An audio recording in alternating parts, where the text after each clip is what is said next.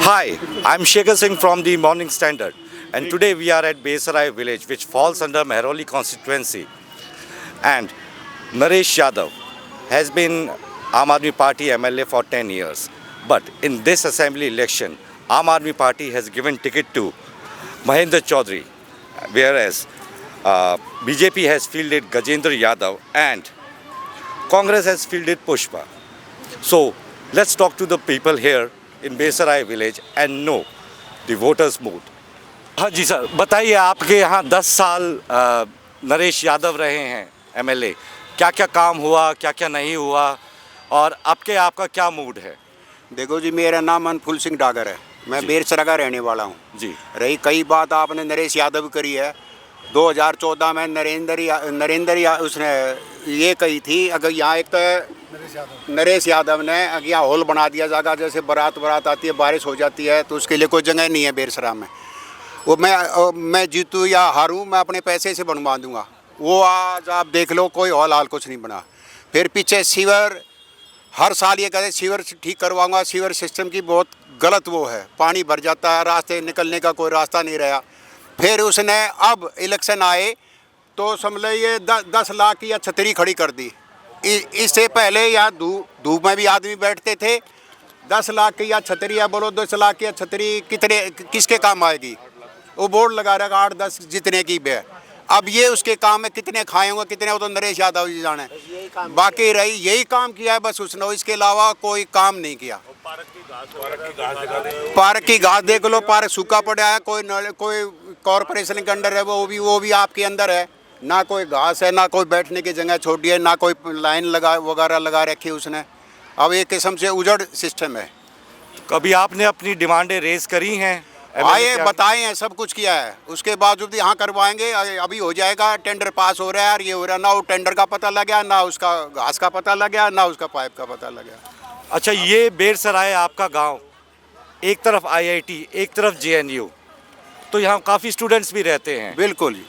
तो उस स्टूडेंट्स की समस्या को लेके भी कभी कुछ आपने एमएलए से अप्रोच करा हो? देखो, स्टूडेंट की सरकार है, अच्छा उसको अकोमोडेशन मिले, उसकी सारी सुविधाएं वो तो गांव वालों ने दे रखी है जी। कोई स्टूडेंट की कोई प्रॉब्लम नहीं है। हम उनके स्टूडेंट के साथ खड़े हैं, उनकी कोई प्रॉब्लम हम सोल्व कर देते हैं, वो उसकी कोई समस्या नहीं है। रही बात जो फिलहाल कैंडिडेट है उनकी, सुन लो। कांग्रेस ने पुष्पा को दिया है, पुष्पा सतवीर को दिया है। बाकी बीजेपी ने गजेंद्र यादव को दिया, जो एकदम का निकम्मा आदमी है, बिल्कुल काम करने वाला नहीं है। उसकी घरवाली पहले काउंसलर थी महरौली की। महरौली में आप जाके पता करना, इतनी गंदगी, इतना वो सिस्टम कोई नहीं, सत्यानाश करके रख दिया महरौली का। अब उसके घरवाले को बीजेपी ने टिकट दे दिया। कैंडिडेट उससे अच्छे बहुत थे। अब कल पंचायत हो रही है कटवाड़िया सराय गोरखनाथ मंदिर पे, 12 गाँव की पंचायत है। वहाँ जो है योगी है, ब्रह्मचारी है, उसको पब्लिक यहाँ की जो है जाटों के जितने गांव हैं, 8-10 गांव हैं, उसको सपोर्ट कर रहे हैं, उसको मना रहे हैं। 36 बिरादरी उसके साथ है, उसको मनाएंगे और उसको इंडिपेंडेंट खड़ा कर देंगे। गजेंद्र यादव हो, कल पुष्पा सतवीर ने भी उसके समर्थन में कह दिया, अगर बाबा को टिकट मिलता है तो मैं बाबा योगी के साथ हूँ। फिर कल आप देख लेना, रोड ब्लॉक भी होंगे और सबको धरना प्रदर्शन भी होगा। पवार साहब, आप तो जाट महासभा के अध्यक्ष भी हैं, ठीक है, और तो ये क्या बात, आप तीनों कैंडिडेट्स में से कोई सा आपका वो नहीं है जिसके पास आप अपना जाके यानी कुछ अपनी डिमांड्स रख सकें, जो कि आप एक चौथा कैंडिडेट और देख रहे हैं? देखो, जो कल पंचायत आपने जैसा कि आपने कहा, मैं अखिल भारतीय सर्व जाट महासभा का राष्ट्रीय अध्यक्ष हूँ और गांव की एसोसिएशन का काम भी मैं देखता हूँ। हालांकि मैं उसका पद अधिकारी नहीं हूँ, ना मैंने उसमें कोई पद लिया है। मैं लड़कों को साथ लेके और संस्था के काम करता हूँ। तो एसोसिएशन के लेटर हेड पे रामवीर विधूड़ी को भी हमने लेटर लिखे, नरेश यादव से भी मिले, पर्सनली जाके कई लेटर लिखे, उनकी कॉपियाँ भी हमारे पास हैं एसोसिएशन के पास। पर काम करने में पता नहीं क्यों कोताही करते हैं। इसी पार्क में वो 2 दफ़ा आया इलेक्शन के लिए, वोट मांगने के लिए। मैंने भी वादा किया कि भाई अगले बार जब आप लोग यहाँ इकट्ठे हो गए इस पार्क में तो इसकी दशा बदल जाएगी। पर इस पार्क से ही पता चल जाएगा कि गांव में कितना डेवलपमेंट हुआ है। बाकी आपकी क्या क्या डिमांडें थी गांव में और क्या क्या कमियां हैं जो पिछले 10 साल में आपकी पूरी नहीं हुई? देखो, एक बड़ी समस्या जो पूरी दिल्ली में है पार्किंग की है। पार्किंग के लिए हमारे पास 3 पार्क हैं। इनमें अंडरग्राउंड या मल्टी स्टोरी बना के पार्किंग की समस्या हल की जा सकती है। गवर्नमेंट ने हमारी ज़मीन एक्वायर कर ली थी 1964 में। उसके बाद हमें हमारे हाल पे छोड़ दिया। यहाँ आपके पीछे हमारे गांव का एक कुआं है, जबकि सरकार की नीतियाँ अलग हैं और दिखावा कुछ और है। यहाँ साथ में हमारा तालाब है, उसकी भी कोई शुद्ध लेने वाला नहीं है। 1964 से और आज तक वो ऐसे ही पड़ा हुआ है जैसे ये कुआं पड़ा हुआ है। अगर इमरजेंसी हो जाए, दिल्ली में 2 दिन बिजली ना आए तो हमें पानी नसीब नहीं होगा। अगर ये कुआं चालू हो, साफ़ हो, इसकी देखभाल की जाए तो इसका मीठा पानी, बहुत बढ़िया पानी, यहाँ खेती होती थी इसी कुएं से होती थी। स्टैंड के पास जो है वो जाम लगता, ओवर ब्रिज बन जाएगा छोटा। और ट्रैफिक की और पार्किंग की समस्या तो हर जगह है। गवर्नमेंट को देखना है कि वो किस तरह से एडजस्ट करती है, कैसे और फ्लाईओवर कैसे बनाया जाएगा। वो हमारा काम नहीं है। हमारा काम सिर्फ ये डिमांड करना है कि भाई हमें ये ट्रैफिक में प्रॉब्लम होती है। यहाँ मार्केट के सामने जाम लगता है, उधर ये तिराया है पुल के नीचे, वहाँ वो छोटी छोटी लाइट होती है, 20 मिनट, 5 मिनट, 7 मिनट ऐसी लाइट होती है वो। तो उसमें ट्रैफिक निकल नहीं पाता। ट्रैफिक का दबाव काफ़ी है। इस पे एक पुल की आवश्यकता है, ऐसा महसूस करते हैं गांव वाले। एक्सीडेंट का खतरा है। कहाँ से कहाँ पुल आप कह रहे हैं? छोटे क्रॉस करने के लिए पीछे है। अच्छा, फुट ओवर ब्रिज की आपको आवश्यकता है, आपने इसके लिए लिख के भी दिया है। छोटे बच्चे खड़े रहते हैं काफी देर, घंटों घंटों खड़े रहते हैं। ट्रैफिक इतना होता है ना, क्रॉस करने का टाइम नहीं मिलता। रोड क्रॉस करने की बहुत बड़ी समस्या है जी। मार्केट के पास में अगर वो ब्रिज बना दिया जाए तो बहुत ही अच्छा है। अच्छा, मार्केट के पास आपकी डिमांड है। आपने कभी यहाँ के लोकल एमएलए को इसके रिगार्डिंग बताया? एमएलए कभी आया हो तो बताए ना। अब आया है, ये घास भूस अब उनको दिखाया है। हाँ जी। हाँ, बनवा दूंगा, सीवर चालू करवा दूंगा ना। सीवर चालू होंगे। अभी देखो, नए सांसद जी आए थे हमारे जी। नए सांसद जी ने इलेक्शन में वादा किया था और वो इलेक्शन के बाद धन्यवाद करने आए जब लोगों का, इसी पार्क में यहीं आए थे। बहुत काफ़ी जनसंख्या में लोग थे। तो उन्होंने वादा किया था कि भाई मैं कुछ करूँगा। वो 1,67,00,000 रुपए सैंक्शन करके गए हैं। वो इलेक्शन के बाद इसमें खर्च किया जाएगा। अच्छा, हाँ। तो अच्छा एक चीज़ बताइए, आपके पास अभी तक कोई कैंडिडेट आया है गांव में, आपकी समस्याओं को लेके आपसे पूछा हो, कुछ बात करी हो? देखो, इलेक्शन में तो सभी लोग आते हैं जी। इलेक्शन में इंडिपेंडेंट भी आता है, पार्टी वाले भी आते हैं, सारे वादे करके जाते हैं। उनसे जो भी डिमांड हम करते हैं, जो भी काम कहते हैं, हाँ जी हो जाएगा, लेकिन इलेक्शन के बाद कुछ नहीं होता। इसलिए इस बार इस क्षेत्र की जनता ने कुछ अलग ही मूड बनाया है। इनका सोचना है कि जो काम करेगा, जो लोगों के साथ होगा, उसको हम सपोर्ट करेंगे। अच्छा पवार जी, एक जाट रिजर्वेशन का मुद्दा और उठा है इस इलेक्शन में। आम आदमी पार्टी के कन्वीनर केजरीवाल जी ने पीएम जी को चिट्ठी लिखी है, रिजर्वेशन दिया जाए। उस पे आपका क्या कहना है? ये गांव तो जाट काफ़ी संख्या में है। देखो ऐसा है, अगर केजरीवाल की बात है, खाली झूठ बोलने के अलावा उसके पास कोई विजन नहीं है, कुछ नहीं है। रही जाटों के पास 10 साल से वो राज कर रहा है, वो जाटों की याद उस टाइम क्यों नहीं आई? जाट इतने पागल नहीं है, इतने मूर्ख नहीं है, पढ़े लिखे जाट हैं, सब समझते हैं उसकी पॉलिसी को। उससे पहले कभी शुद्ध किसी गांव में आज तक गया हो?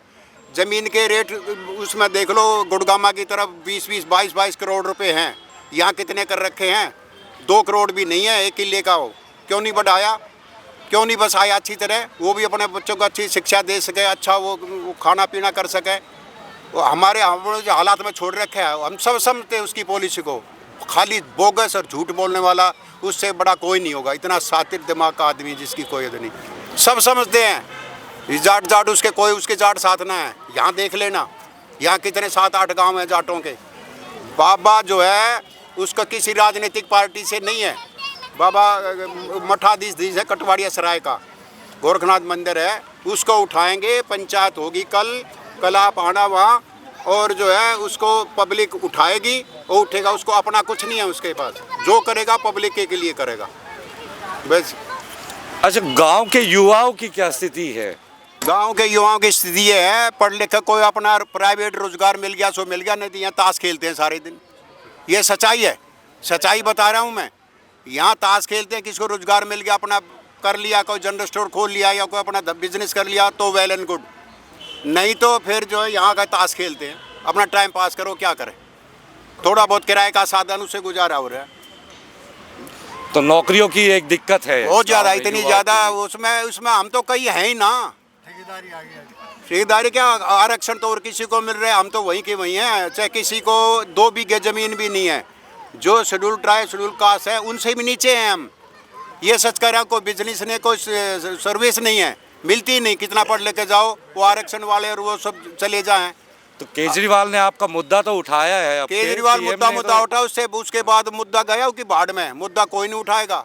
पिछले 10 साल से केजरीवाल को जाट याद नहीं आए, अभी इलेक्शन के टाइम पे जाट याद आए हैं। हाँ। सिर्फ इलेक्शन का मुद्दा है ये, बाकी उसने करना कराना कुछ नहीं है। तो मैं ये जानना चाहूँगा, आपकी जो सीवरेज की समस्या है, हाँ, सीवरेज की भी ये आधी कब से है? आधी समस्या नरेश यादव ने हल किया, आधी योगानंद शास्त्री ने हल की थी। ये तो थोड़ी बहुत बची हुई है, अभी भी पूरी नहीं। माइक के बोल। अच्छा, अभी भी पूरी हल नहीं हुई है। 2 MLA हमारे कर चुके, योगानंद शास्त्री भी और नरेश यादव भी, दोनों ने किया 80 भर का काम। कितना हुआ है? आप मान के चलो 80% समस्या हल हुई है, 20% तो अभी भी बची हुई है। बताइए आप, पानी क्या है यहाँ पे? पानी मिलता है आपको? देखो, पानी आता है 1.5-2 घंटा पानी आता है दोनों समय, लेकिन सवाल उसका नहीं है। पहले केजरीवाल 1 मीटर लेके चलता था, आपने देखा होगा 2014 में स्टेज पर, और पानी में मीटर में फूंक मारता था कि ये मीटर जो है हवा से चलता है। आजकल किससे चल रहा है वो, हम यही सवाल पूछना चाह रहे हैं, आजकल किससे चल रहा है वो? एक चीज़ और बताइए आप फिर। और दूसरा, 1 मिनट, दूसरा जो आपने सवाल पूछा था ना कि जाटों को ओबीसी में शामिल करने के लिए, इसने कहा जी ठीक है, उसने जाटों को ओबीसी में शामिल करने के लिए आवाज़ उठाई है, इससे पहले भी आवाज़ उठती रही है, लेकिन ना तो हमें कांग्रेस ने ओबीसी में शामिल किया, ना बीजेपी ने किया, ना केजरीवाल करेगा। क्योंकि केजरीवाल के पास अभी लैंड पूलिंग सिस्टम लागू है दिल्ली में, जो उसने अभी तक फाइल रोक के बैठा हुआ है। अगर वो इतना हिमायती था, दिल्ली के किसानों का दर्जा देते सबसे पहले। बाकी छोड़ दो आप, ओबीसी का तो बहुत बड़ा मामला, कमीशन बनेगा जाक वो आप सिर्फ किसान का तो दर्जा दो, किसान को, दिल्ली के किसान को, वो भी नहीं दे रहा, तो कैसे वादा पूरा करेगा? क्या करेगा ये किसानों का? बाकी आप एक चीज़ और बताइए कि अब जो वादे कर रहे हैं ये अपने मैनिफेस्टो में, चाहे आम आदमी पार्टी हो, बीजेपी हो या कांग्रेस हो, महिलाओं को एक कुछ ये पैसे, यानी इन्होंने वादा करा है 2100 महीना आम आदमी पार्टी ने, जी जी, उधर जी। से और 2500 लेडीज को। हाँ जी। तो इस पे आपका क्या है कहना कि देखो, ये यहाँ से तो शुरू हुआ नहीं है। ये मध्य प्रदेश में बीजेपी ने 2 बार जो फ्री बीज वाला किया है, लाडली बहना योजना वाला, उसकी वजह से सबको वही आदत लग गई है कि सत्ता पाने के लिए आप कुछ भी वादे कर दो, चाहे पूरे करो नहीं करो वो अलग बात है, लेकिन वादे ऐसे कर दो कि जो लोग अट्रैक्ट हो सके। महाराष्ट्र में इन्होंने यही किया, जबकि महाराष्ट्र में अब शायद पता नहीं अभी चल रहा है या नहीं चल रहा है। मध्य प्रदेश 2 बार जीते चुनाव बीजेपी वाले, इसी योजना पर जीते सर, लाडली बहना योजना पर। अब यहाँ भी वादे करें, अब करेंगे नहीं करेंगे पूरा बात। तो आपके किसको जिता रहे हैं आप? जिताएगी तो जनता, हम कौन होते हैं जिताने वाले? जनता तो आप ही हैं। आप बताइए हम तो- आपका क्या मूड है? हमारा मूड तो समय बताएगा जी। नहीं, जो आप बोल रहे हैं, अगर ये योजनाएं सच में लाते हैं तो उससे फायदा होगा। कोई योजना, कोई भी पार्टी जो ये वादा करती है वो लागू नहीं करती, कोई भी पार्टी। मैं सबके लिए कह रहा हूँ मैं। अच्छा, अभी तक 2014 में हम जो गए थे अन्ना आंदोलन में, ले यार तू ही ले, तू ही बोल ले। ऐसा है, अब का जनता का मूड ये है, ऐसे आदमी को लेना है जो है उसका अपना कुछ नहीं होगा, सिर्फ जनता की भलाई के लिए वो काम करेगा। बाल योगी, बाल ब्रह्मचारी, बाबा बालकनाथ है कटवाड़े सराय का मठाधीश, गोरखनाथ मंदिर का मठ है वहाँ, उसको पब्लिक कह रही है इंडिपेंडेंट खड़ा करने के लिए। उसका अपना कुछ नहीं है, एक लंगोटी है और एक गद्दी है, तो वो पब्लिक के लिए काम करेगा। उसके रुझान वहाँ हो रहा है। कल पंचायत है 12 गांवों की, वहाँ रोड भी जाम होगा, नारे भी लगेंगे, सब कुछ होंगे। खाली खास तौर से बीजेपी की कैंडिडेट के लिए। पब्लिक का जो वो है, कल पुष्पा सतवीर जो थी कांग्रेस के, उसने भी समर्थन बाबा को देने के लिए अनाउंस कर दिया वहाँ मंदिर पर। वहाँ प्रेस वाले भाई भी थे वहाँ। तो जो मेन पार्टी है उनमें आपको भरोसा ना नहीं ना है? ना ना, मेन तो बीजेपी ने सत्यानाश कर दिया। इंडिपेंडेंट कह दिया, मैं पार्टी पावर में नहीं है तो मैं क्या करूँ। सच्चाई तो यही है कि जो सिस्टम है हमारा, यही सिस्टम है। आजाद भी क्या करेगा, वो कहेगा मेरे पास फंड नहीं देगा जो। अरे फंड वंड वगैरह सब मिलेगा। जब बाबा आता उसके बाबा का फंड को कौन रोकेगा? वो तो अपने लिए थोड़ा ना करेगा, पब्लिक में लगाओगा। बाबा का फंड जितना मिलेगा 3 करोड़ रुपये वही जगह खर्च कर सके, उससे ज़्यादा तो नहीं सही जब 3 करोड़ साथ के साथ जब वो अगला डीटीसी में फ्री चला सके तो 3 करोड़ में तो सब कुछ करेगा। न्यो का न्यो लगावता है उसमें। ये बिचौलिया जो खाते हैं ना वो नहीं खाएंगे। अगर बाबा का है नरक में जाएगा, अगर बाबा का 5 पैसे खा लिए तो। वो पूरे के पूरे लगा 3 करोड़ लगे थे, चमत्कार हो जाए। तो ये पिछले 5 साल में आपके एरिया में आपके हिसाब से कुछ डेवलपमेंट नहीं हुआ है कि कोई भी चीज़ ऐसी नहीं है कि पहले से 5 ज़्यादा? साल में क्या जी, 47 के बाद से आज़ादी के बाद से ही नहीं हुआ। कुछ नहीं ऐसा? हाँ बिल्कुल, आज़ादी के बाद से कोई काम ही नहीं हुआ। जो होने चाहिए वो काम हुए ही नहीं है। ऐसे बिजली पानी की सुविधा पहले से बेहतर हुई है कम से कम की उतना वो भी हाँ नहीं? बिजली की सुविधा बेहतर हुई है जी, बिल्कुल सही बात है। और जैसे रोड वगैरह? बिजली की सुविधा बिल्कुल हुई है। जब से प्राइवेटाइजेशन हुआ है। एक मिनट जी, एक मिनट। जब से बिजली की सुविधा आप जो बात कर रहे हो ना, रेट बढ़ा दिए कई गुना। अब आपको उसको सुविधा मानो तो मान लीजिए। सरचार्ज कितने बढ़ा दिए बिजली पे? मैं कहता रहा ना, रेट बढ़ा दिए, रेट सरचार्ज में नहीं आएगा क्या? रेट बढ़ा दिए कई गुना। बिजली ठीक है, सप्लाई ज़्यादा हुई है, पहले ज़्यादा कटती थी अब कम कट रही है। तो वो जो 200 यूनिट तक फ्री है उसका फ़ायदा आप लोगों को नहीं हो रहा है? नहीं मिलता ना जी। 8-8 कमरे हैं तो कितना मिलेगा? 50-50 यूनिट। किराएदार कहता है कि हमें तो 200 यूनिट तक का दो, हम कहाँ से दे देंगे? अच्छा। अब पानी वानी की सुविधा, पानी आता है टाइम से? और पानी भैया कभी तो बंद, 2-2 दिन बंद कर देते। उस दिन हाहाकार देखो आप गांव में आके कितना मस्त था। क्योंकि ना तो हमारे यहाँ कोई हैंडपम्प है ना कोई कुआं है। सारे हमारे ट्रेडिशनल स्रोत पानी के सब खत्म हो गए हैं। पानी के लिए प्यासे मर जाते जब 2-2 दिन जल बोर्ड पानी सप्लाई नहीं करता। तब कोई तो अल्टरनेट व्यवस्था होनी चाहिए ना। साफ हो जाए। नहीं, कुछ भी हो, चाहे हैंडपम्प लगाए, सरकारी कुछ करें, लगना चाहिए। वो है नहीं कहीं भी।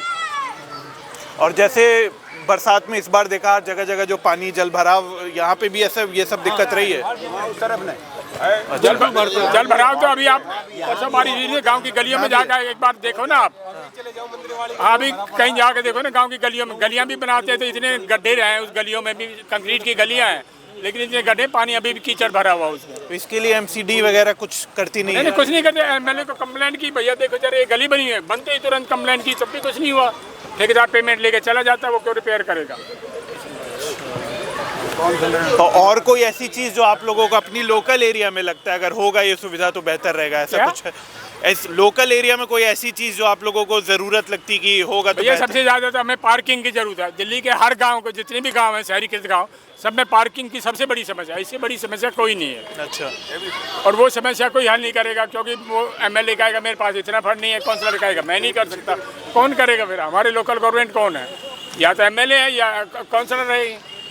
तो इधर कोई आसपास बड़ी पार्किंग नहीं है जहाँ सबकी कहीं गाड़ी नहीं है जी आसपास, आप जाके देख लीजिए, कहीं नहीं है। हमारी ज़मीन IIT ने एक्वायर किया, आप गाड़ी छोड़ो, आदमी ने को नहीं घुसने देते IIT JNU में हमें। तो अभी आप लोग कैसे मैनेज करते हैं? कहीं कुछ नहीं मैनेज करते, कोई जहाँ जगह मिल जाती है खड़ी कर लेते हैं। पब्लिक देख लो ना, वहाँ से वहाँ ये पार्क हर रोज 2-3 गाँव में जो है, हर हफ्ते में 2-3 गाड़ियाँ चोरी हो जाती हैं। कैमरा घुमा के देखो, यही पार्क है। धन्यवाद वगैरह उठा लोगे तो कोई समस्या मैं बुलाऊंगा। यही पार्क है और इसके सिवा कुछ नहीं है। और ज़्यादा रही बात जी उसकी वादों की, आप जो वादे की बात करें, वादा कोई नहीं पूरा करता जी। 15 लाख का भी वादा हमसे किया गया था, MSP का भी वादा किया गया, मिल गया हमें MSP किसानों को 15 लाख मिल गया हमें। ऐसी लैंड पूलिंग में नहीं मिला हमें कुछ। दिल्ली के किसानों को तो मारा गया, जान पूछ के मारा गया। ज़मीनें फ्री में ले ली, हमारे 10 पैसे का ज़मीन एक्वायर की थी 1955 में। ये IIT ये 61 में एक्वायर हुई थी। इसका सबसे पहला मुआवजा 10 पैसे गज मिला था और लास्ट मुआवजा 25 पैसे गज पे जो है हाई कोर्ट ने रिजेक्ट कर दिया था कि इससे ज़्यादा नहीं मिलेगा आपको। और कम से कम कोई ऐसी योजनाएं तो बननी चाहिए थी भाई, जब आप लैंड एक्वायर कर रहे हो। अभी हम एक उदाहरण बताते हैं आपको। हमारे गाँव की शमशान भूमि थी। हमारे गांव की शमशान भूमि आज़ाद देश के आज़ाद होने के बाद 10 जगह से भगाई गई। IIT में थी तो उन्होंने बाहर निकाल दी, JNU में थी इन्होंने बाहर निकाल दी। अभी संजय वन में थी तो वहाँ से निकाल के शिफ्ट किया। डीडीए के चेयरमैन थे IAS अफसर, उनसे हम बहस करते। मैंने कहा जी आप ये बता दो, आपने हमारी हज़ारों एकड़ ज़मीन जो है फ्री में ले ली, मतलब जो ग्राम सभा लैंड हो तो पैसा दिया नहीं उन्होंने जी। और मैंने कहा हमें जो है 10 गज जगह नहीं दे सकती है सरकार। बोला नहीं वो तो डेवलपमेंट के लिए जरूरी। मैंने कहा डेवलपमेंट की कीमत गाँव के लोग चुकाएंगे क्या? कौन से साल की बात कर रहे हैं आप? है अभी पिछले साल की बात है जी, डीडीए के चेयरमैन से बहस हो रही है, अभी अप्रूव किए वो शमशान भूमि। समस्या ये है कि हमें अपने सुविधाओं के लिए शमशान भूमि के लिए भी जगह नहीं मिल रही है। मतलब हज़ारों एकड़ ज़मीन हमारी सरकार ले रही है। और उसी में एक और समस्या है, हमें हमारा जो ग्राम सभा कॉमन ग्रेजिंग लैंड थी 750 बीघा थी जी, हमें एक पैसा नहीं मिला। और सिंधिया को जो है 99 साल की लीज में थी और वो पूरा मुआवजा उठा के ले गया। कहते संविधान में हम सब बराबर हैं, समता का अधिकार है। कहाँ समता का अधिकार है? सिंधिया को अधिकार होगा जो जिसने लीज पे ली ज़मीन वो मुआवजा लेके जा रहा है, और गाँव के लाखों लोगों को एक पैसा नहीं मिल रहा, क्योंकि सरकार कहती है ग्राम सभा लैंड तो हमारी लैंड है। जिस गांव में भी आप जाओगे समस्याएं तो मिलेंगी आपको। गांव की और शहर की समस्याएं अलग अलग होती हैं। शहर जो बसाया जाता है एक तरीके से डिज़ाइन करके और नक्शा बना के बसाया जाता है। गांव जिसकी जितनी ज़मीन थी उतना उसने घर बना लिया, लेकिन गांव वालों की समस्या सुनने के लिए कोई तैयार नहीं है। झुग्गी हुई और गांव वाले हुए, इनकी वोट तो सबको चाहिए, लेकिन काम हो जाएगा झुग्गियों में, गांव में काम नहीं होगा। अभी आप लोगों में से किसी ने क्वेश्चन किया था कि ये फ्री की जो चीज़ें मिल रही हैं इनसे क्या सब कुछ अच्छा होगा? मेरा मानना अलग है। वेनेजुला एक कंट्री है जो कि बहुत धनाढ्य कंट्री है, और उसके पास इतना पैसा, अथाह पैसा था, उन्होंने सारे टैक्स बंद कर दिए लोगों पे लगाने और फ्री में सारी चीज़ें बांटनी शुरू कर दी। बांटते बांटते हालात ये हो गए कि लोगों ने काम करना बंद कर दिया। काम करना बंद कर दिया तो स्किल नहीं रही, कुछ नहीं रहा, ना कोई फैक्ट्री लगी ना कुछ लगा। वो कंट्री आज के टाइम में सबसे भिखमंगी कंट्री हो गई है, पाकिस्तान से भी गई गुजरी है वेनेजुला। अगर फ्री की चीज़ खिला के हमें आप नकारा बनाना चाहते हो तो हमें नकारा नहीं बनना, हमें स्किल सिखाओ, हमें पढ़ाई लिखाई सिखाओ, हमें कोई काम धंधा सिखाओ। IIT है, IIT के साथ साथ लोगों को छोटे स्केल पे भी सिखाया जा सकता है। मोटर मैकेनिक है और दुनिया भर की चीज़ें हैं जो हमारे बच्चे सीख सकते हैं। सीखेंगे तो पैसा कमाएंगे और आत्मविश्वास बढ़ेगा उनका। तो आप स्किल्स की बात कर रहे थे, यहाँ गांव के बच्चों के लिए आपको लगता है यहाँ सरकारी स्कूल में अच्छी ढंग की एजुकेशन यहाँ पे मिलती है कि नहीं मिलती है? देखिए, दिल्ली में या पूरे हिंदुस्तान में मान के चलिए सरकारी स्कूल आज की डेट में सरकारी स्कूल ही है। हालांकि हम पढ़े हैं सरकारी स्कूल से, और हमारे समय में तो हमारे गांव में स्कूल ही नहीं था। हम महरौली पढ़ने जाते थे या मुनीर का, उसके बाद हमारे गांव में स्कूल आया है। अभी लेकिन पहले से सही है, मतलब पढ़ाई लेवल सरकारी स्कूल में कोई नहीं है। अच्छा, बस एक आंकड़ा पूरा करने के लिए सरकार के पास है कि दिल्ली में हमारे पास इतने स्कूल हैं, इतने टीचर हैं, इतने प्रिंसिपल हैं, इतनी बिल्डिंग है। वो आंकड़ा दिखाने के लिए है खाली बस।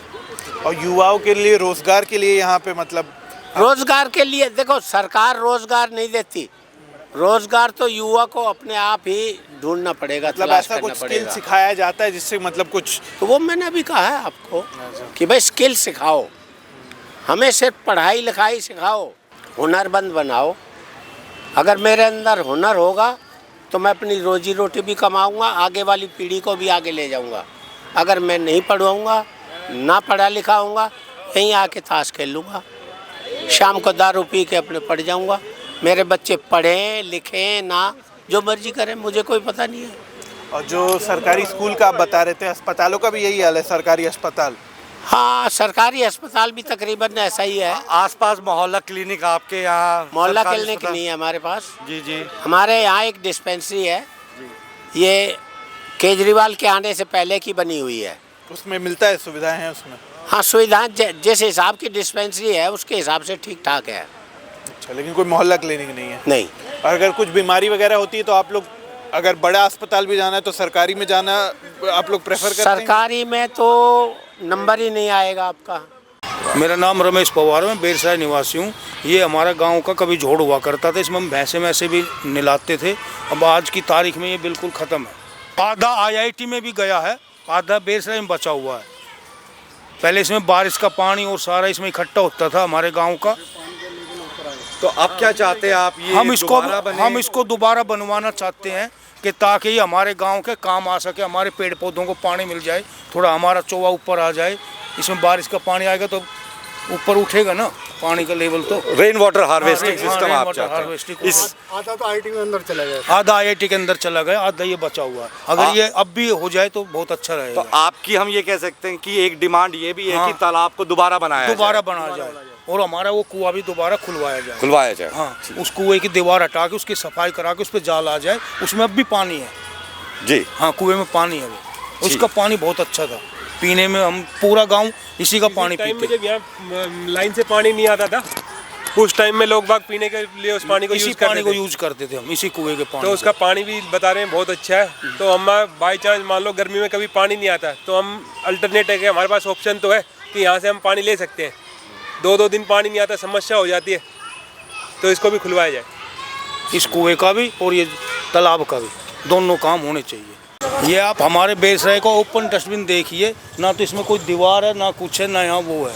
बड़ी जब बरसात होती है तो इसमें बड़ी समस्या रहती है, बदबू आती है, पानी गांव के अंदर बहता है, मच्छर पैदा होते हैं। मच्छर।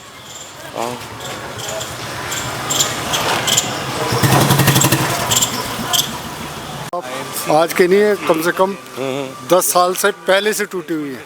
किसी ने कोई इस पे ध्यान नहीं दिया।